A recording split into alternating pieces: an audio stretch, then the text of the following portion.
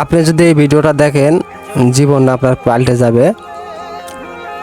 আপনার জীবনে কিছু কয়েকটি কাজ কখনো করবেন না, সেগুলো হচ্ছে জীবনে লক্ষ্য ধারণ করতে হবে। আপনাকে লক্ষ্য ধারণ করতে হবে যে আমি কী কাজটা করব, আর কী কাজ পারি, আর কী কাজ আমি এক্সপিরিয়েন্স খুব ভালো।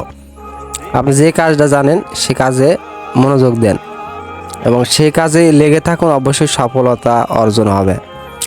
আপনি যদি মনে করেন আজ করবো না কাল করবো, কাল করবো না পরশু করবো, পরশু করবো না তরশু করবো, তাহলে আপনি জীবনে কখনো সাকসেস হতে পারবেন না। আপনাকে সাকসেস হতে হলে নির্দিষ্ট একটা সময়, নির্দিষ্ট একটা টাইম মেনটেন করে সেই কাজটা করতে হবে।